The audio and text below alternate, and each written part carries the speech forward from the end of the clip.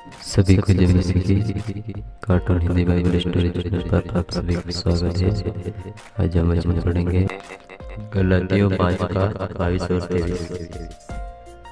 पर आत्मा का फल प्रेम, आनंद, शांति, धीरज, कृपा, भलाई, विश्वास, नम्रता और संयम। ऐसे कामों के विरोध में कोई भी व्यवस्था नहीं।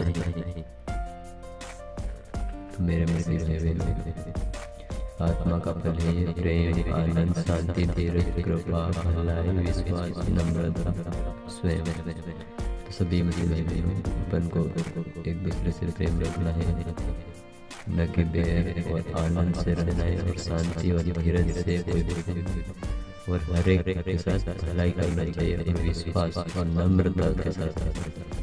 सभी को जय मसीह की। God bless you.